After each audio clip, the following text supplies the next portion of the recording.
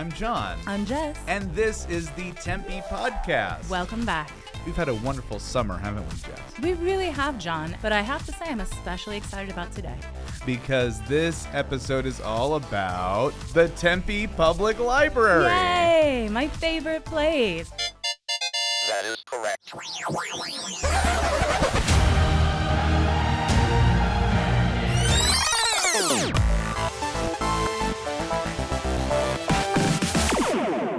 All right, so today my guest is Chris Saar. He is here as a friend and also colleague who has served on the Library Advisory Board for 6 years and is now on the Friends of the Library Board. So Chris, go ahead. Good morning, Jess. Yeah, I'm really thrilled to be here because I love nothing more than the city of Tempe and the library. I grew up right across the street. We had a townhouse right across the street from the library when I was a kid. So it's always been a special place for me. I love hearing that. That is an absolute joy to me, and definitely why I brought you here, because I know that you are both an enthusiast of Tempe and the library. So, Chris, why do you love Tempe Public Library enough to serve 6 years on the Library Advisory Board and then on the Friends Board, among other things? Oh boy, that's a tough question. It's not a tough question, actually. No, because I love all of the activities. I guess what I need to say is that the library is more than books. This isn't a paper museum, as they like to say. I've never heard that one before, but I like it. Yeah, this is actually just a great. It's a center of activity in our community, and so Jess and the team there do an amazing job of programming. So I love just how much the space is activated for all the different, every different imaginable activity that you want to do in our town. There's some group doing it probably this month, if not next month. What would have been some of your favorites? Oh my gosh. So I love like the cosplay with that fan con is a great one, you know? And so many people show up and from kids to older adults. It's fantastic. But I mean, Jess was just sharing recently about some activities that brought out, what was it? It was metal. Yeah, heavy metal stretching. Heavy metal stretching. And punk painting and rap poetry and goth line dancing. And those were huge crowds. People came back for most of them, which was really exciting. But the idea is to give people access to something they can't get anywhere else. And what's really cool, I think, about the library is that everything's free for people. It is really a resource for people, regardless of your means. And I think that's an interesting point, because we talk a lot about third spaces, and in some of these podcasts talking about communities, we've been talking about third spaces where people can go, and the library is one of the only ones where you don't have that obligation to buy. You don't have to do anything or be anything. As long as you follow the rules, you can spend all day there, and some people do. We open at 9 a.m., we close at 8 p.m. Monday through Wednesday, and some people will be there that entire time. So along those lines, what is your favorite underappreciated library resource? What do you wish people were more aware of that the library offers? So there is the Library of Things. I have checked out seeds from the seed library and planted them in my own yard. I think that's fantastic. And you know, that's one of the few items you don't actually have to return.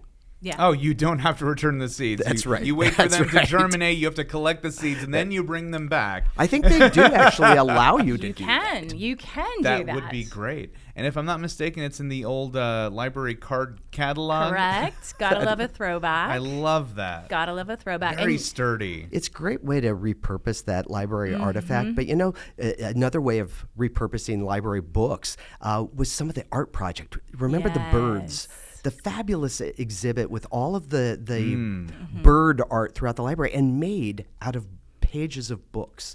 So you could read words and see and try to guess, well, I wonder what book they made that peacock out of. Right. It was fabulous. And that's something else that's unexpected, I think, at the library is that you never know what kind of exposure to different art form you're going to encounter there. Absolutely. We've got a really deep partnership with Public Art, and Sarah Hurwitz was the artist who did that installation, which was fantastic. We still have the quail, which are my favorite, tucked along the staircase. Hiding on the staircase. Yes, those are fantastic. But that's the thing. Like, we are I've often said we're the Costco sample before you try before you buy. So we'll introduce you to a little something, a little art, a little stretching, a little whatever.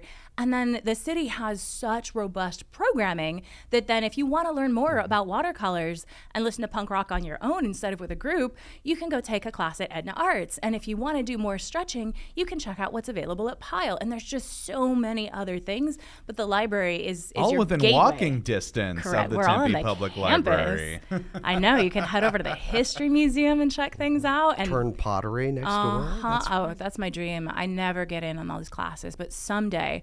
So, John, what about you? What's your favorite underappreciated library resource? Ooh, first thing that comes to mind is that little kiosk you have where you can press a button and you get a story out of it right away. You don't know what you're gonna get, and it's always fun every time I get to go there. I love that. I love the short story machine. It's one of my favorite things too.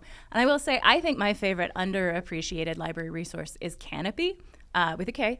And it's because you can stream all kinds of videos, weird stuff, documentaries, cult films, popular stuff. And as we talked with Kara, our city clerk, whose favorite childhood show is Pee-wee's Playhouse, all seasons are available on Canopy for free. Oh my gosh. I'm so glad you were able to do that. I wasn't brave enough to try the Pee Wee Herman. There we go. I love that. So, Chris, tell us, why do you think libraries are important in communities? We already kind of touched on that, but go deeper. Well, I think it's really the foundation of civil society. You know, it's that access to knowledge, that access to resources is just so important. And, you know, anybody, you don't need to have internet access at home. You can come down to the library and get on the internet. You can do your job applications on the on the computers right there at the library. So it's a democratizing resource in our community, and I love that about it. The library really levels the playing field. So what do you both think is the future of libraries?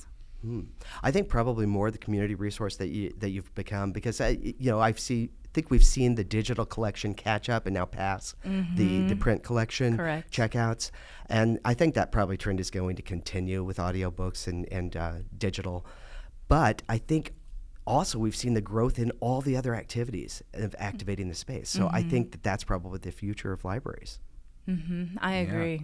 The books will always be there, but a place to gather without profit motive, I think is the future's bright for that in terms of libraries. I have to agree. And you see all over Instagram, if somebody proposed libraries today, they would never happen. People would be like, I'm sorry, what? We're never going to do that. That's bananas. How could you do that for free for everyone? And that's one of my favorite things about libraries. Jess, I'm going to turn the tables here on and ask you a question. Do it. Yeah. What is your favorite genre? I can't tell you that because there isn't one. That said, my favorite genre, I suppose, would be books. That's a wonderful answer. Physical book? No. Any format they come in, formats. it's stories. I'm very into stories. But I will say one of the top books I like to recommend is called The Lover's Dictionary by David Levithan, because it is a love story told asynchronously through alphabetical dictionary entries, and you kind of have to piece the story together. Oh my gosh, based on I what love you've that. read. And he writes, some of them are so prosaic and some of them are so beautiful, and it's just a fascinating way to approach You're telling going to a have story. to say that again. John, are you writing that down and putting it on your list? No, I'm doing other things. Okay. It's The Lover's The Dictionary. Lover's Dictionary. By David Levithan. So it is one of his only adult fiction books, but just absolutely stunning. There's no book like it. And if I may dip into the personal here, my wife, before we were married, went to the Edinburgh Book Festival, saw David Levithan, got a copy autographed, and told him a story about how we kept in touch during our long distance time. And he said, a love like yours is a marvel. That's my word for you. And so he wrote that in the book, and we both got Marvel tattooed on our bodies. So it's been like a really personal book, in addition to what I think is a fantastic introduction to reading something like that. Well, that's true love. So, Chris, you mentioned that you like reading in coffee shops. What are some of your favorite places in Tempe to curl up with a book? Oh my gosh. Well, that's really going to depend on the day. But I love going down to Brick Road Coffee. I actually, more than reading there, I have meetings there. I love to meet people and just set up with my laptop and have an espresso and hang out there. For reading, I really love Steve's Espresso. Steve's Espresso has some comfy chairs that you can find and settle down into. So Steve's is a good one. Do you get espresso there too? Of course. Well, it depends. It depends. If I need to pick me up for the day, yes, absolutely. But yeah. But then I can get outside of Tempe, and I don't want to do that. And I've got a dozen other coffee shops around town that I frequent. Right, absolutely. I will say Brick Road is also one of my favorites. It is where we started the Friends of Dorothy book club. There we go. Before we outgrew it. And there is a drink on the menu with my name on it. So my name is on the menu. Thank you, Jesse and Gabe. And it is one of my favorite drinks in Tempe. So anytime, if you've never tried a Prickly Palmer, strong recommend an Arnold Palmer. Well, Arizona's national or state drink is lemonade. I feel like the Arnold Palmer is a really close second. So It's gotta be. yeah, it's a big win for me. So what about you, John? Where do you go to cozy up and listen? I don't want to sound too corporatist, but I have a Panera membership, and so I pay them monthly and get to go have drinks whenever I want. And as we have discussed, I am an ear reader, so I pop in my AirPods, listen to the latest biography that I'm reading, and just sometimes close my eyes and sip my coffee, and it is sublime. Yeah, I love that. I love to hear that. I have to say that is one of my absolute favorite things. Oh, thanks. So, Chris, what was the last book that you checked out that isn't the one that you already mentioned? Besides that, I did check out the ebook of Brooke Bessessen's Vaquera, which is it is a documentary or it's a nonfiction book about her investigating the disappearance of the porpoises or dolphins, in Mexico. Wow. Yeah, in the Baja California there. And it is a fascinating, although very disturbing read, just to hear all of the factors that have kind of converged on this poor little dolphin in the region. In fact, many people will, in the region apparently, like to say, oh, it's just a myth. They don't really exist because there's so much pressure to try to protect them, and they want to deny that. So that's a fascinating book. There's layers going on there. It is. Anyway. That's wild. That's the latest one I've had. Yeah. I love it. What about you? My latest earbook from Libby is comedian Maria Bamford's memoir, Sure, I'll Join Your Cult. Oh, wow. A memoir of mental illness and the quest to belong anywhere, read by the author. And if you are at all familiar with Maria, she has wonderful voices, and her stories are just phenomenal. If you have dealt with any sort of mentals, as she calls them, this book is for you, and you'll love it. Oh, I love hearing that. I love hearing that. As I said to council when I had the chance to present to them about the library, anybody who's spent more than about 3 minutes in my company has heard way more about the library than they ever thought that they would or wanted to or anything else. Because I think the library is so fantastic because it's free.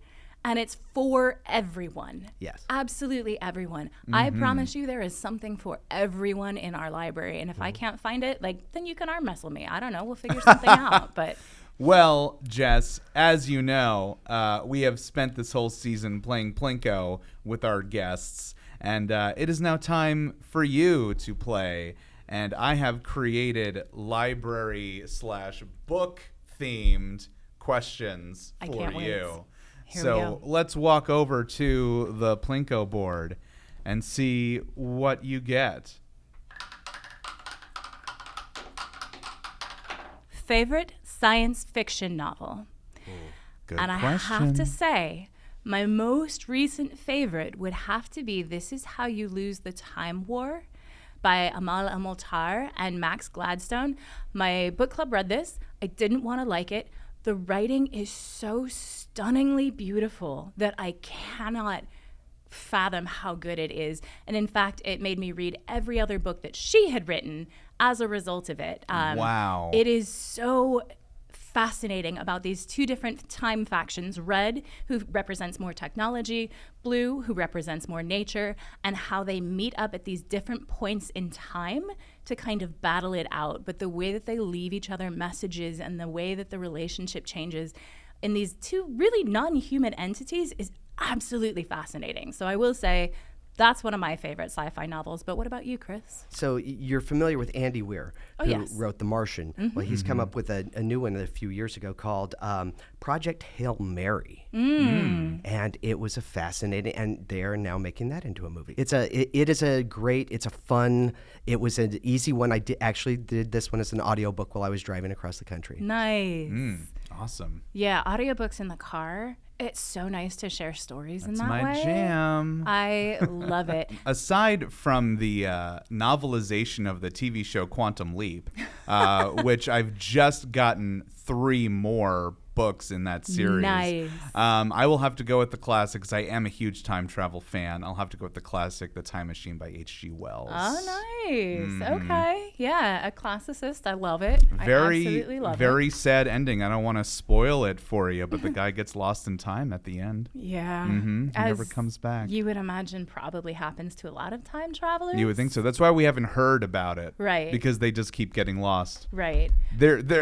My theory is that there are many successful time travelers, but they have never come just back out there. There's a new teen fiction book by Amy Rose Capetta about it's called Costumes for Time Travelers. That's about how you have to go to costumers to get specific outfits so that you're not standing out as an anachronism, so that you can blend into the time period, which is something I'd never thought about. Am I too old to read teen fiction? Nobody's too old to read teen fiction. Oh my gosh, I got to get my hands on this book. It's unbelievable what is out there nowadays. Like, what was written when I was a teen in the 90s is not what's being written right now, and it's amazing. In terms of what?